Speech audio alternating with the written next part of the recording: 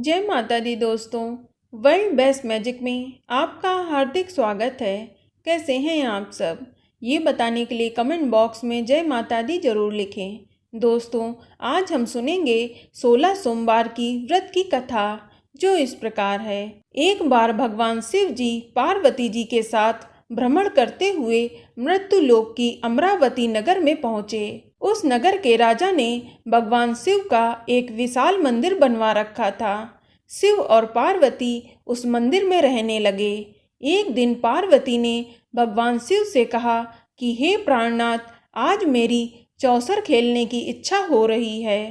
पार्वती जी की इच्छा जानकर शिव पार्वती के साथ चौसर खेलने बैठ गए। खेल प्रारंभ होते ही उस मंदिर का पुजारी वहां आ गया। माता पार्वती जी ने पुजारी जी से पूछा कि हे पुजारी जी, यह बताइए कि इस बाजी में किसकी जीत होगी? तो ब्राह्मण ने कहा कि महादेव जी की, परंतु चौसर में शिव जी की पराजय हुई और माता पार्वती जी जीत गईं। तब ब्राह्मण को उन्होंने झूठ बोलने के अपराध में कोढ़ी होने का श्राप दे दिया। शिव और पार्वती उस मंदिर से कैलाश पर्वत लौट गए। पार्वती जी के श्राप के कारण पुजारी कोढ़ी हो गया। नगर के स्त्री पुरुष उस पुजारी की परछाई से भी दूर दूर रहने लगे। कुछ लोगों ने राजा से पुजारी के कोढ़ी हो जाने की शिकायत की, तो राजा ने किसी पाप के कारण पुजारी के कोढ़ी हो जाने का विचार कर उसे मंदिर से निकलवा दिया। उसकी जगह दूसरे ब्राह्मण को पुजारी बना दिया। कोढ़ी पुजारी मंदिर के बाहर बैठकर भिक्षा मांगने लगा।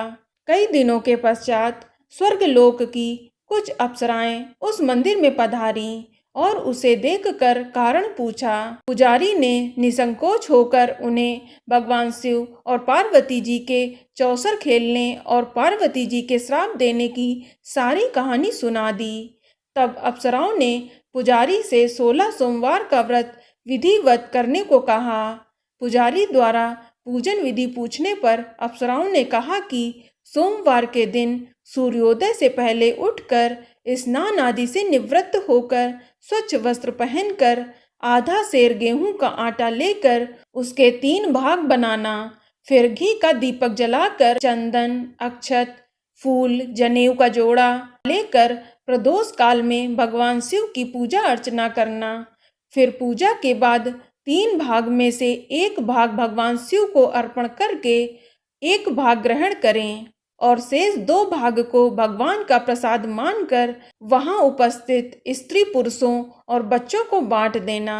इस तरह व्रत करते हुए जब 16 सोमवार बीत जाएं, तो 17वें सोमवार को 1 पाव आटे की बाटी बनाकर उसमें घी और गुड़ मिलाकर चूरमा बनाना। फिर भगवान शिव को भोग लगाकर वहां उपस्थित स्त्री पुरुष और बच्चों को प्रसाद बांट देना। इस तरह 16 सोमवार व्रत करने और व्रत कथा सुनने से भगवान शिव तुम्हारे कोढ़ को नष्ट करके तुम्हारी सभी मनोकामनाएं पूरी कर देंगे। इतना कहकर अप्सराएं स्वर्गलोक को चली गईं। पुजारी ने अप्सराओं के कहने अनुसार 16 सोमवार का व्रत विधि पूर्वक किया। फलस्वरूप भगवान शिव की अनुकंपा से उसका कोढ़ नष्ट हो गया। राजा ने उसे फिर मंदिर का पुजारी बना दिया। वह मंदिर में भगवान शिव जी की पूजा करता और आनंद से अपना जीवन व्यतीत करने लगा। कुछ दिनों के बाद पुनः पृथ्वी का भ्रमण करते हुए भगवान शिव और पार्वती उस मंदिर में पधारे। स्वस्थ पुजारी को देखकर पार्वती ने आश्चर्य से उसके रोग मुक्त होने का कारण पूछा, तो पुजारी ने उन्हें 16 सोमवार व्रत की सारी कथा सुनाई। पार्वती जी भी व्रत की बात सुनकर बहुत प्रसन्न हुई और उन्होंने पुजारी से इसकी विधि पूछकर स्वयं 16 सोमवार का व्रत प्रारंभ किया। पार्वती जी ने उन दिनों अपने पुत्र कार्तिकेय के नाराज होकर दूर चले जाने से बहुत चिंतित रहती थीं। वे कार्तिकेय को लौटा लाने के अनेक उपाय कर चुकी थीं, लेकिन कार्तिकेय लौटकर उनके पास नहीं आ रहे थे। 16 सोमवार का व्रत करते हुए पार्वती ने भगवान शिव से कार्तिकेय के लौटने की मनोकामना की। व्रत समापन के तीसरे दिन सचमुच कार्तिकेय घर वापस लौट आए। कार्तिकेय ने अपने हृदय परिवर्तन के संबंध में पार्वती जी से पूछा, हे माता, आपने ऐसा कौन सा उपाय किया था जिससे मेरा क्रोध नष्ट हो गया और मैं वापस लौट आया। तब पार्वती जी ने कार्तिकेय को 16 सोमवार के व्रत की कथा सुनाई। कार्तिकेय अपने एक ब्राह्मण मित्र ब्रह्मदत्त के परदेश चले जाने से बहुत दुखी थे। उसको वापस लौटाने के लिए कार्तिकेय ने 16 सोमवार का व्रत करते हुए ब्रह्मदत्त के वापस लौटने की मनोकामना प्रकट की। व्रत के समापन के कुछ दिनों के बाद मित्र लौट आया। ब्राह्मण ने कार्तिकेय से कहा कि प्रिय मित्र, तुमने ऐसा कौन सा उपाय किया था जिससे परदेश में मेरे विचार एकदम परिवर्तित हो गए और मैं तुम्हारा स्मरण करते हुए लौट आया। कार्तिकेय ने अपने मित्र को भी 16 सोमवार के व्रत की कथा कह सुनाई। ब्राह्मण मित्र व्रत के बारे में सुनकर बहुत खुश हुआ। उसने भी व्रत किया। 16 सोमवार व्रत का समापन करने के बाद ब्रह्मदत्त विदेश यात्रा पर निकला। वहां नगर के राजा हर्षवर्धन की बेटी राजकुमारी गुंजन का स्वयंवर हो रहा था। वहां के राजा ने प्रतिज्ञा की थी कि एक हथनी यह माला जिसके गले में डालेगी वह अपनी पुत्री का विवाह उसी से करेगा। ब्राह्मण भी उत्सुकतावश महल में चला गया। वहां कई राज्यों के राजकुमार बैठे हुए थे। तभी एक सजी धजी हथनी सूंड में जयमाला लिए वहां आई। हथनी ने ब्राह्मण के गले में जयमाला डाल दी। फलस्वरूप राजकुमारी का विवाह ब्राह्मण से हो गया। एक दिन उसकी पत्नी ने पूछा कि हे प्राणनाथ, आपने ऐसा कौन सा शुभ कार्य किया था जो उस हथनी ने राजकुमारों को छोड़कर आपके गले में जयमाला डाल दी। ब्राह्मण ने 16 सोमवार व्रत की विधि बताई। अपने पति से 16 सोमवार का महत्व जानकर राजकुमारी ने पुत्र की इच्छा से 16 सोमवार का व्रत किया। निश्चित समय पर भगवान शिव की अनुकंपा से राजकुमारी के एक सुंदर, सुशील व स्वस्थ पुत्र पैदा हुआ। पुत्र का नामकरण गोपाल के रूप में हुआ।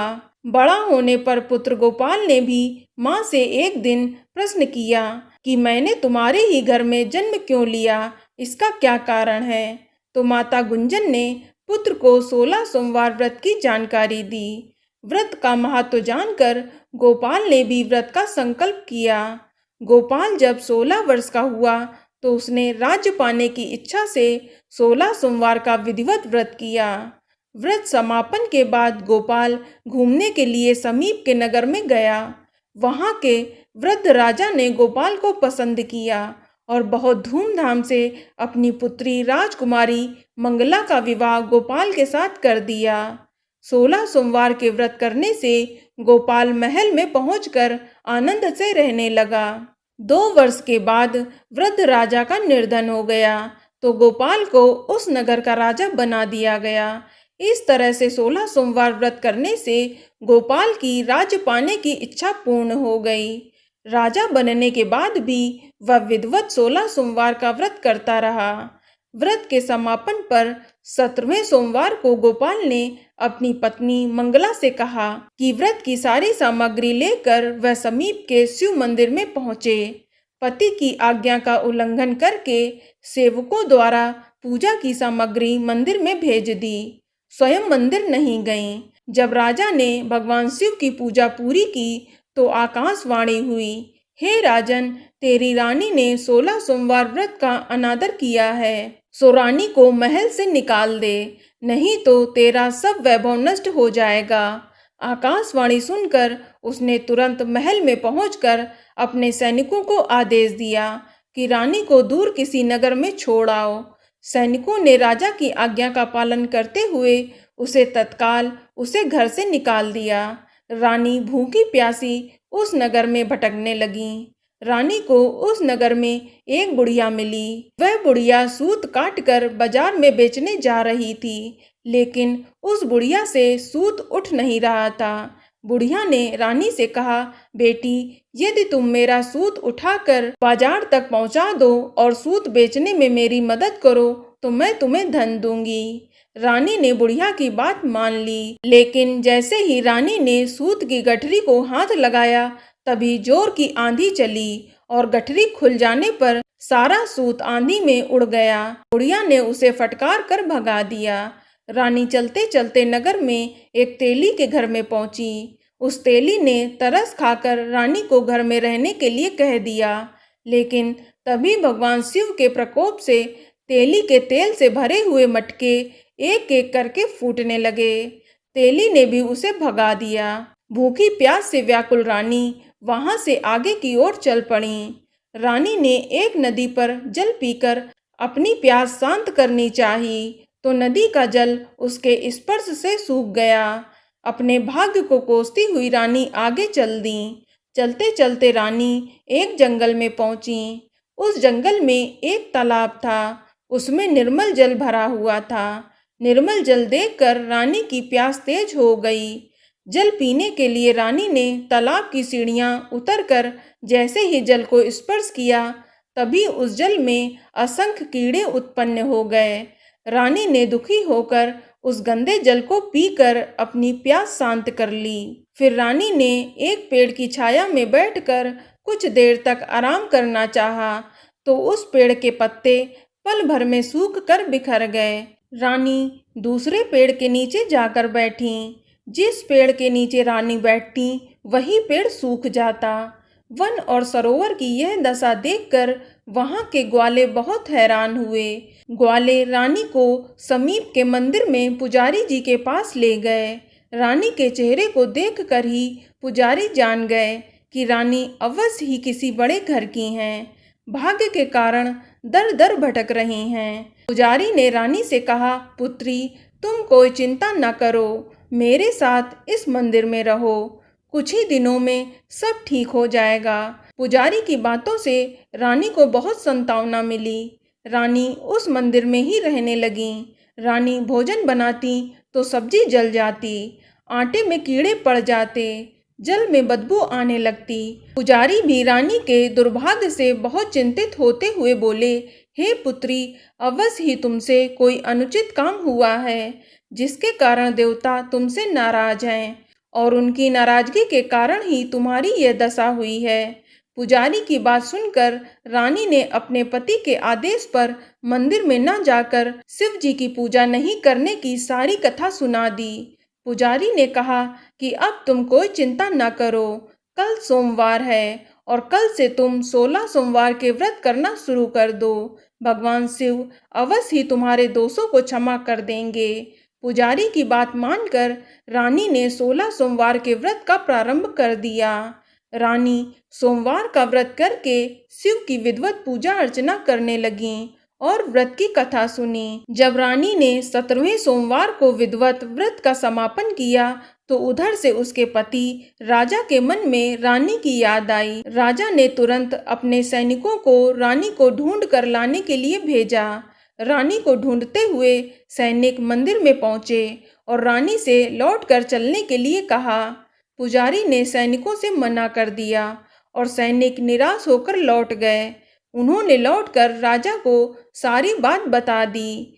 फिर राजा स्वयं उस मंदिर में पुजारी के पास पहुंचे और रानी को महल से निकाल देने के कारण पुजारी जी से क्षमा मांगी। पुजारी ने राजा से कहा, यह सब भगवान शिव के प्रकोप के कारण हुआ है। इतना कहकर रानी को विदा किया। राजा के साथ रानी महल में पहुंची। महल में बहुत खुशियां मनाई गईं। पूरे नगर को सजाया गया। राजा ने ब्राह्मणों को अन्न, वस्त्र और धन का दान दिया। नगर में निर्धनों को वस्त्र बांटे गए। रानी 16 सोमवार का व्रत करते हुए महल में आनंद पूर्वक रहने लगीं। भगवान शिव की अनुकंपा से उसके जीवन में सुख ही सुख भर गया। 16 सोमवार के व्रत करने और सुनने से मनुष्य की सभी मनोकामनाएं पूरी होती हैं और जीवन में किसी भी तरह की कोई कमी नहीं रहती है। स्त्री पुरुष आनंद पूर्वक जीवन यापन करते हुए मोक्ष को प्राप्त हुए। तो बोलो शिव पार्वती जय। तो दोस्तों, यह जानकारी आपको अच्छी लगी तो कमेंट में जय माता दी जरूर लिखें, और अगर आपका कोई सवाल हो तो उसे कमेंट बॉक्स में अवश्य पूछ लें, और इस वीडियो को लाइक करें, शेयर करें और साथ ही साथ चैनल को सब्सक्राइब करें। धन्यवाद।